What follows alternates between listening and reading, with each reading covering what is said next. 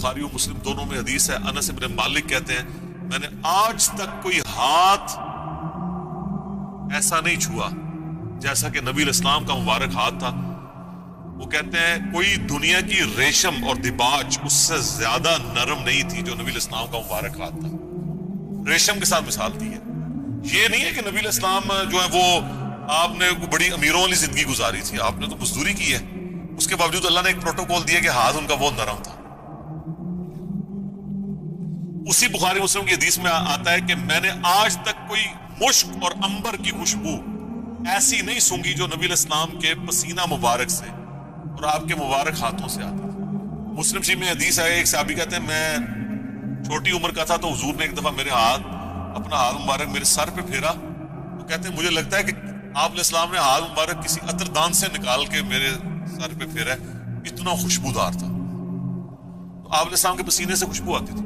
بخاری مسلم دونوں میں حدیث ہے کہ ام سلیم کہتی ہیں کہ نبی علیہ السلام ایک دفعہ سوئے ہوئے تھے تو آپ کو سوتی ہوئی حالت میں بہت پسینہ آتا تھا. وہ ایک کھلے برتن کے وہ لے کے آئیں، ایک کھلا برتن، اور نبی اسلام کے مبارک پسینے کو انہوں نے جمع کیا. حضور کی آنکھ کھل گئی. آپ فرمایا یہ کیا؟ ان کا جی اس طرح آپ کا پسینہ انتہائی خوشبودار ہے، ہم اس کو خوشبو کے طور پہ اپنی خوشبو میں ملا کے استعمال کرتے ہیں، اپنی خوشبو میں بھی خوشبو کرنے کے لیے. اور مسلم شریف کی ایک حدیث میں ہے کہ ایک عورت آئی کہ میری بچی کی شادی ہے تو میں آپ کا پسینہ لینے کے لیے آئی، ٹھیک ہے، خوشبو کے طور پہ. اچھا، وہ بخاری مسلم کی اس حدیث میں ام سلیم نے جب یہ جواب دیا تو حضور نے فرمایا تم نے اچھا کام کیا، یعنی آپ نے اس کی تعریف کی. پسینہ مبارک آپ کی تو ہر چیز ہی جناب کمال ہے. تو کس بات کا ذکر کیا جائے، میں گھنٹوں اس پہ فی الودی کئی احادیث بیان کر سکتا ہوں آپ کے تبرکات کے اوپر. صحیح مسلم میں حدیث ہے نبی علیہ السلام فجر کے بعد سخت سردیوں میں بھی جب نکلتے تو مدینے کے لوگوں نے اپنے غلام باہر کھڑے کیے ہوتے برتن اٹھا کے. آپ علیہ السلام ایک ایک برتن میں اپنا ہاتھ ڈالتے جاتے تھے برکت کے لیے. بخاری مسلم میں کتنی حدیثیں ہیں کہ نبی علیہ السلام وضو کر کے جب فارغ ہوتے تھے تو صحابہ کرام آپ کے وضو کا پانی اپنے چہرے پہ ملتے تھے. وہ ایک تشت میں آپ کو وضو کروایا جاتا تھا نا ایک برتن کے اندر سے، اور جس کو نہیں ملتا تھا وہ دوسرے سے لے کے مال لیتا تھا برکت کے لیے. ظاہر ہے وہ تو برکت ہی ہے. یہ تو چھوڑ دیں تھوک مبارک کی کیا برکت ہے. بخاری مسلم دونوں میں حضرت علی کو شعبہ چشم تھا غزوہ خیبر کے موقع پر. حضور نے جب بلایا تو ان کی تو آنکھیں بھی نہیں کھل رہی تھی. آپ نے مبارک لعاب لگایا تو شفا ہوگی. شعبہ چشم ایک وائرل ڈیزیز ہے سر، میں اس کو بھگت رہا ہوں. 2016 میں ہوئی تھی، آج 2020 ہو گئے، میری آنکھیں دوبارہ ریکور نہیں اس طرح ہو سکی. تو ایک لمحے میں جناب شعبہ چشم ختم ہو جائے کیا ہی بات. پھر آپ نے مبارک ہاتھوں سے زیرہ باندھ کے تو خیبر کے لیے روانہ کیا. آپ کی مبارک تھوک کی برکت. اس طرح بخاری مسلم میں کئی حدیث ہیں کہ آپ نے اپنا لعاب دان کسی کنویں میں ڈالا ہے، پانی اوپر آ گیا. کھانے میں ڈالا ہے، کھانا 10 بندوں کا تھا 300 بندوں نے کھا لیا ہے اور اتنے کا اتنے، کام ہی نہیں ہو رہا. تھوک مبارک کی برکت، ہاتھ مبارک کی برکت. بخاری مسلم میں آتا ہے کہ صلح حدیبیہ کے موقع پر سارے لوگوں سے پانی تھوڑا تھوڑا جمع کر کے ایک کٹورا جمع ہوا. نبی علیہ السلام نے اپنا ہاتھ اس میں رکھا، اس میں سے پانی کے چشمے نکلے. 1500 صحابہ نے، جابر بن عبداللہ کہتے ہیں، وضو کیا، پانی پیا، جانوروں کو پلا لیا اور اپنے مشکیزیں بھی بھر لی. وہ تابعی کہتے ہیں کہ وہ پانی کتنا تھا. انہوں نے کہا وہ دیکھنے کو تو ایک کٹورا تھا لیکن حضور کی انگلیوں سے جو چشمے نکل رہے تھے نا وہ پانی اتنا زیادہ تھا کہ 1,00,000 بھی ہم ہوتے نا وہ پانی 1,00,000 کو بھی کفایت کرتا تھا. تو آپ کے مبارک ہاتھوں کی برکت تھی. صحیح بخاری میں آتا ہے ایک صحابی کی پنڈلی ٹوٹ گئی. نبی علیہ السلام فرمایا ٹانگ سیدھی کر. اپنا ہاتھ پھیرا. وہ کہتے ہیں اللہ کی قسم اس طرح ہوگی کبھی ٹوٹی نہیں تھی. حالانکہ سر پنڈلی ٹوٹ جائے نا اس کا کیورنگ پیریڈ 6 سے 8 ہفتے ہے اور سالوں اس کی احتیاط چلتی ہے، آپ دوبارہ نہیں وہ باندھ سکتے. اور صحابی کہتے ہیں مجھے یاد بھی نہیں ٹوٹی تھی. معجزہ. بخاری مسلم میں آتا ہے کہ ایک شخص نے جمعے کے خطبے کے دوران کہا یا رسول اللہ مویشی علاقوں کے دعا کریں بارش کے لیے. دعا کی، اسی ٹائم بارش شروع ہوئی، اگلے جمعے تک جاری رہی. اگلے جمعے وہی بندہ کھڑا ہو گیا کہ ہمارے گھر جو ہے وہ اب پانی ان میں ٹپکنے لگے. آپ بس یہ دعا کریں کہ زمینوں پہ سائڈ پہ ہو، گھروں پہ نہ ہو. تو بخاری مسلم کے الفاظ ہے آپ نے یوں انگلی سے بادلوں کو اشارے کیے. سر اب جن صحابہ نے یہ منظر دیکھا ہوا تھا صحیح بخاری میں آتا ہے، ابن مسعود کہتے ہیں ہم حضور کے ساتھ کھانا کھاتے تھے، ہم اس کھانے کے نوالوں میں سے تسبیح کی آواز سنتے تھے. یہ تو برکات آپ کی تھی. جابر بن عبداللہ کہتے ہیں، مسلم شریف میں حدیث ہے کہ ایک سفر کے دوران حضور نے مجھے کہا ان دو درختوں کو کہو کہ اللہ کے نبی کہہ رہے ہیں مل جاؤ، میں نے رفع حاجت کرنی. وہ جڑوں سمیت اکھڑ کے اکٹھے ہوئے. کہتے ہیں میں نے حضور کو پانی دیا، آپ سنجا کر کے فارغ ہوئے، آپ نے یوں انگلی سے اشارہ کیا، واپس اپنی جگہ پہ چلے گئے. یہ چیز صحابہ کرام کے ایمان کو بڑے اوپر کے لیول پہ لے جاتی تھی. اور یہ تو نبی الاسلام کے ڈائریکٹ تبرکات ہیں.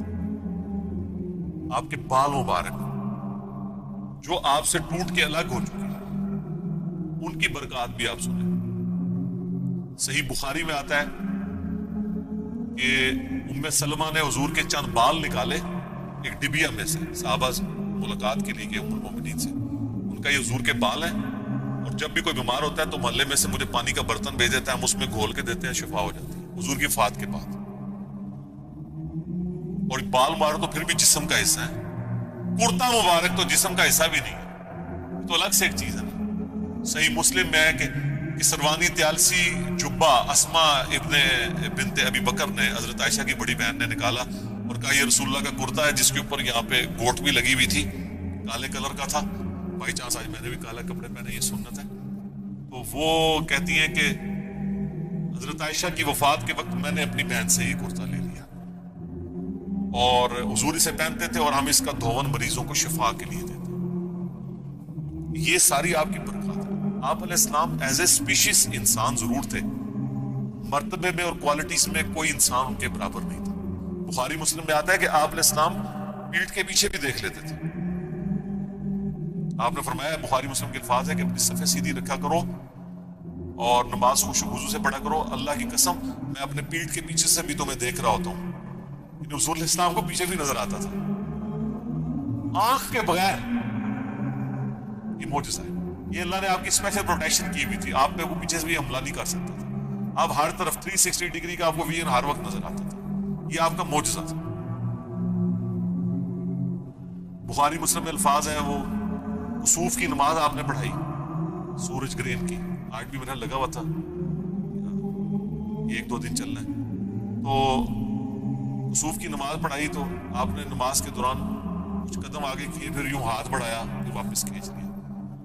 صحابہ نے کہا یا رسول اللہ آج آپ کو ایک عمل ایسا کرتے دیکھے جو پہلے نہیں کرتے. آپ فرمایا کہ میں نے جب نگاہ اٹھائی تو میں نے جنت دیکھ لی، جنت 7 آسمانوں کے اوپر، اور اس میں نے انگوروں کا ایک گوشہ دیکھا. میں نے ارادہ کیا تمہارے لیے توڑ لوں، پھر تم کھاتے ہی رہتے. تو جنت کو فنا نہیں ہے، وہ اگر گوشہ نیچے آ جاتا نا ایسے بھی کھا رہے ہوں. جی جنت کو موت نہیں ہے. جنت میں آپ جب کھائیں گے، کھا کے فارغ ہوں گے، پھر وہاں ایک گوشہ اور لگ جائے. جنت کو چھوڑ دیں. بخاری مسلم میں آتا ہے حضرت ابو ہریرہ کو حضور نے وہ ایک تھیلی میں کھجوریں دی تھی، پوری زندگی کھاتے رہتے تھے. وہ ایک دفعہ ان سے پھر الٹ گئی تو اس کے بعد وہ ہوا، جب تک وہ کھاتے رہے. ٹھیک ہے نا. تو آپ علیہ السلام اب آپ دیکھیں کہ نگاہ کہاں پہنچی ہے؟ جنت میں. ہاتھ بھی پہنچ رہے. یہ جو لوگ بعض اوقات گستاخی کرتے ہوئے کہتے ہیں نبی کے بھی 2 ہاتھ ہمارے بھی 2 ہاتھ، اس طریقے سے کبھی بھی کسی صحابی نے توحید نہیں بیان کی ہے. یہ نان سینس اپروچ ہے. آپ ایک بات طریقے سے بیان کریں جو حدیث میں آئی ہے کہ میں بھی ایک انسان ہوں، اللہ کا قاصد قریب ہے، میرے پاس آئے موت کا فرشتہ اور میں بھی چلا جاؤں، جو غدیر خم کے شروع میں آتی ہے. اس لیے کہ سیدہ صاحب کی حدیث ہے جو بخاری مسلم میں آتی ہے، میں بھی ایک انسان ہوں، جس طرح تم بولتے ہو میں بھی بول جاتا ہوں. اب یہ الفاظ استعمال کریں. باقی آپ علیہ السلام کی جو کوالٹیز اللہ نے آپ کو دی ہیں وہ اتنی ایکسٹرا آرڈنری ہے. آپ کی ایک ایک چیز کو اگر کنسیڈر کیا جائے نا تو اس پہ گھنٹوں بولا جا سکتا ہے. جسے شوق ہونا یہ مشکات المصابیح کی 3ری جلد میں نبی اسلام کے معجزات کا چیپٹر پڑھ کے دیکھنا تو پتہ چل جائے گا کہ آپ صلی اللہ علیہ وآلہ وسلم کو اللہ تعالیٰ نے کیا کیا کوالٹیز دی.